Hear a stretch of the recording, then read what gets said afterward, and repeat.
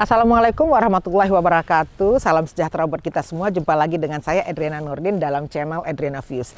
Kali ini kita sedang datang ke sekolah Jakarta Multicultural School. Saya akan belajar membuat batik karena kebetulan di sekolah sekarang ada aktivitas membuat batik. Yuk ikuti saya bagaimana caranya membuat batik. Sebetulnya acara ini diperuntukkan buat murid, buat teman-teman lainnya yang ingin bergabung. Tapi karena saya pecinta batik, saya merasa bahwa saya juga ingin tahu bagaimana teknik-teknik membuat batik. Yuk ikutin saya. Sahabat Edriana, sekarang kita sedang melihat sekolah Jakarta Multicultural School karena ini sekolah baru selesai direnovasi. Yuk kita lihat, ini lobinya. Saya senang sekali berada di lobi ini karena selain juga banyak lukisan, karena saya juga pecinta lukisan. Di sini ada akuarium juga kecintaan saya. Jadi saya senang sekali kalau lagi susah-susah, lagi hati lagi kurang happy, saya selalu memandang mereka yang sepertinya indah sambil berenang. Jadi ini kita melihat Jakarta Multicultural School sebelum kita masuk ke belakang untuk belajar membuat batik. Yuk ikutin saya terus ya.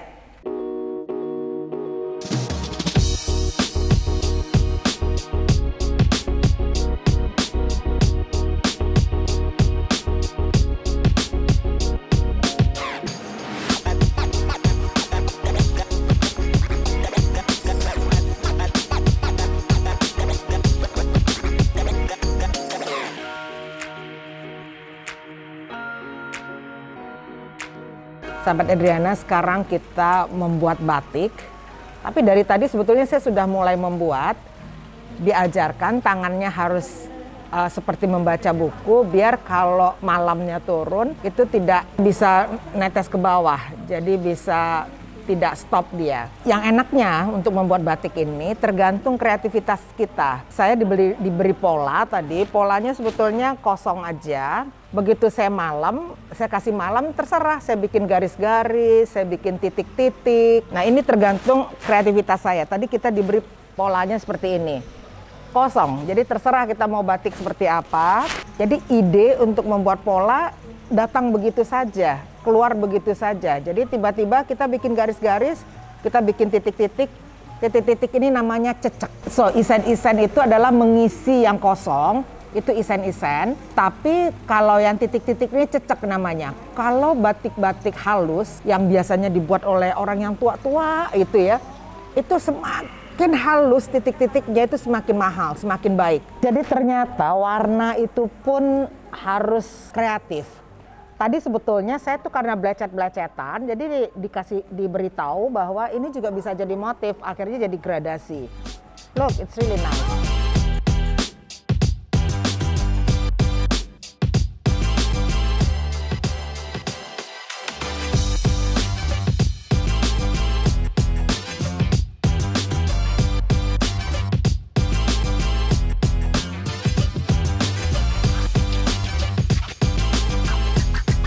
Jadi sahabat Edriana, setelah batik selesai warnai, itu bisa dikenakan di sinar matahari agar dia kering.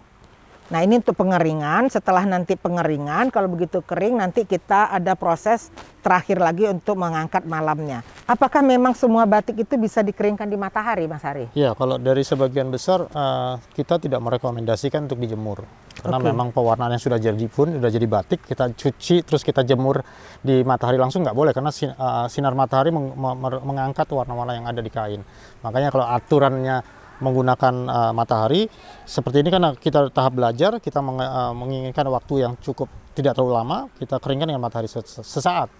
Tapi setelah kering, kita rasa kering dan kita rasa cukup, kita baru proses pelorotan atau pelepasan malam. Sahabat Edriana, setelah tadi kita warnai, lantas dikasih water glass, dikeringin, dikunci warnanya. Nah jadi tadi langsung dicuci, pertama menghilangkan warnanya dulu, membilas warnanya di air dingin. lantas dimasukkan ke pelorotan di air panas. Nah, ini diucek-ucek Ya, sampai malamnya jatuh semua ya, hilang. Kalau pakai yang 2 meteran kita pakai kayu, kita udah karena ini Kayu udah dan kecil, juga besar sekali pakai tempatnya drum, ya, pakai drum ya, betul. Nah, ini udah cukup karena sudah terlihat putih. Sudah terlihat putih ya, Nah, betul. kita masukkan ke air lagi untuk menghilangkan sisa malam yang lengket di kain. Sekedar. Mas Hari, itu kan itu disatukan aja tuh berbagai Nggak apa-apa, warna, karena nggak sudah, apa-apa? sudah terkunci tadi kan. Oh, oke. Artinya justru pengunci itu tidak memindahkan warna dari warna ke kain lain. Kalau kita baju kita kelunturan, nah itu bahasanya karena pengunciannya yang kurang bagus. Oh, oke. Jadi kalau kita beli kain, baju atau batik yang kadang-kadang kok ngelunturin ya, waktu pengunciannya yang kurang baik. Kalau kami kita bilas sampai berapa kali sampai yakin tidak ada lagi warna di atas di posisi ember yang kita punya. Udah bening berarti nggak melunturkan. Teknik yang Mas Hari ajarkan ini nih, teknik batik seperti apa ini sebetulnya? Ada ada nama-nama teknik batik nggak? Kalau kami di rumah batik Palbatu dan di luar Palbatu pun kami menekankan kepada pakemnya, yaitu membuat motif di atas kain dengan menggunakan malam yang dipanaskan. Dan alatnya untuk merekatkan malam ada canting tulis atau canting cap. Nah, ini yang kita tekankan di situ. Jadi bukan bicara motif dulu, tapi saya ajak teman-teman siapapun, anak-anak muda termasuk apalagi, mengenal dulu dengan proses dengan menggunakan canting tulis atau canting cap. Dan canting ini juga ada seri-serinya ya, karena tadi ada yang besar-besar gitu kan. Lubang ini punya nomor 1, 2, 3 kalau untuk tahap belajar. Tapi untuk yang pembatik-pembatik kadang ada nomornya 0, jadi lebih halus lagi, lebih kecil lagi lubangnya. Tapi lilinnya biasanya khusus karena memang perlu keluar dengan halus tapi juga tidak menyumbat. Tapi keluarnya juga tetap keluar. Jadi kualitas lilin pun beda-beda? Pengaruh, karena untuk yang kain sutra, kain katun maupun kain-kain lain, pengaruhnya dari malam, teknik lintang. Jadi semua terkait itu. Jadi malam ini juga ada kualitas-kualitasnya juga? Jadi malam untuk kain sutra khusus, malam untuk katun atau bahan-bahan tertentu juga khusus. Bahkan untuk yang cap pun beda juga. Jadi kalau yang cap kan tadi Mas Hari membawa cap, itu malamnya bukan yang ini? Bukan. Ada lagi berbeda. Jadi dan wajannya beda. Malamnya berbeda, wajannya berbeda, dan teknik pemakaiannya juga beda karena cap. Jadi menurut saya itulah kekayaan budaya kita. Jadi menurut Mas Hari apa yang harus kita lakukan agar anak-anak muda kita juga mencintai batik? Ya, pertama mengajak mengenal dulu tentang prosesnya. Bahwa prosesnya sebetulnya tidak susah. Kalau bahasa saya batik itu gampang kok. Batik itu mudah sekali. Dan mengasihkan dan menyenangkan. Lalu kita perkenalkan bahwa motifnya kami perkenankan dengan motif yang mereka punya. Sehingga tidak harus pakai motif-motif dahulu yang kadang-kadang sulit untuk mereka pelajari. Bukan berarti saya melarang pakai motif yang lama, tapi justru gunakan motif sekarang dulu, baru nanti mereka kecintaannya timbul, dia akan mempelajari motif yang dulunya itu seperti apa. Nah, gitu. Jadi memperkenalkannya lebih simpel aja dulu. Sahabat Adriana, saya ini kecil-kecilannya saya bisa mengatakan bahwa saya kolektor batik. Jadi bukan batik yang saya pakai saja, tapi juga batik koleksi. Saya mengumpulkan batik-batik kuno dari berbagai daerah dengan berbagai motif. Jadi saya punya rak khusus tentang batik. Karena selama ini bagi saya batik itu seperti buku yang terbuka. Dia bercerita dari satu generasi ke generasi lainnya.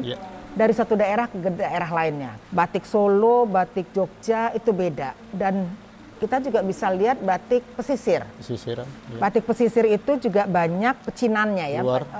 Ada Arabnya, ada Cinanya, ada Arabnya, Cina dan juga India. Iya, India ada Gujarat. Jadi itu menurut saya itulah kekayaannya gitu. Jadi kita sebagai bangsa harus betul-betul mencintai batik ini. Itu menurut saya. Juga Mas Hari, karena saya sebagai kolektor batik, kan saya takut nih batik ini kain. Kain ini kan rentan ya. Rentan rusak kalau lama. Itu gimana sebetulnya kita untuk bisa merawat batik? Sebetulnya kalau untuk merawat yang pasti produk atau kain atau yang memang kita punya ini harus kita beri waktu untuk diangin-anginkan. Supaya memang dia tidak lembab karena udara ruangan atau kamar atau lemari gitu. Terus ada yang menggunakan unsur alam, yaitu unsur supaya tidak ada ngengat atau biasanya binatang yang kecil. Dan ada juga, kalau saran saya, maaf Ibu, batik-batik yang sudah kuno itu dibuat kembali.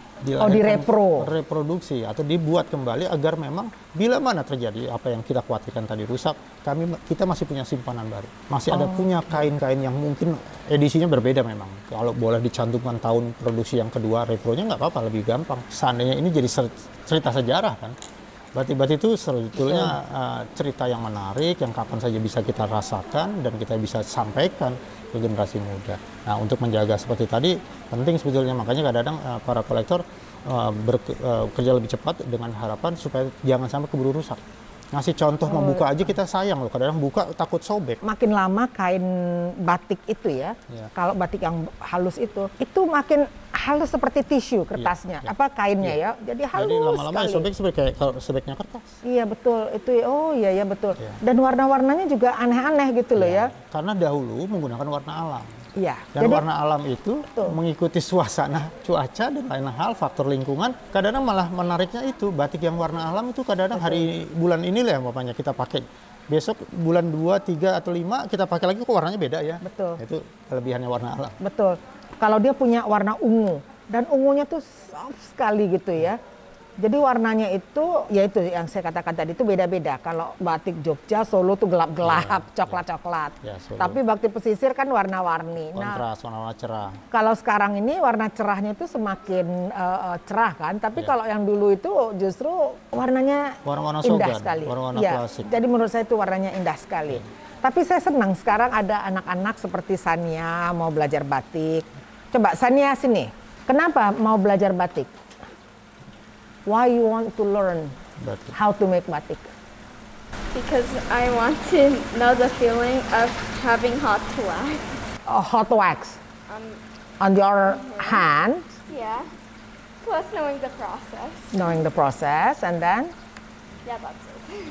And it's really nice, right? When you apply the color, it's turned out with a very surprise. Sahabat Adriana, seperti yang tadi saya katakan, kita bisa melihat ini. Yang lain kita pengen cepat selesai. Tapi kalau motif yang detail seperti yang Miss Ruby buat ini satu kain kecil, perlu waktu ternyata gitu ya. Ini bagaimana kalau ukurannya 2 meter, makanya ada batik berhari-hari itu. dan berbulan-bulan mungkin. Betul, bisa berhari-hari dan berbulan-bulan. Semakin kecil dalamnya, ceceknya, kalau tadi tadi bahasanya? Titik-titiknya atau ceceknya, isen-isennya. Isen-isennya semakin kecil tuh semakin lama. Dan ini Miss Ruby, ini banyak lagi nih ininya yang harus diisi. Jadi bisa kita bayangkan seperti itu. Miss Ruby, itu sebetulnya apa perasaan yang Miss Ruby dapatkan ketika mengisi isen-isennya itu? Miss Ruby? Ini menenangkan sekali ya. It's very relaxing, and fokus. Dan ya senang aja lihatnya ya, puas gitu loh. Oh bisa ya ternyata gitu. Ini nyambung sama apa yang saya lakukan di rumah batik dengan teman-teman cancer. Aha. Ya, pejuang kanker yang kami ajak itu anak-anak yang usianya masih SMP lah umur-umur mereka. Oh, atau penderita SMP. kanker Iya. ya. Oh, mereka salah satunya kanker batang otak yang memang diderita oleh restu. 5 tahun berobat dan sudah dianggap sembuh tapi harus di dalam pengawasan. Terapi. Motoriknya terkendala.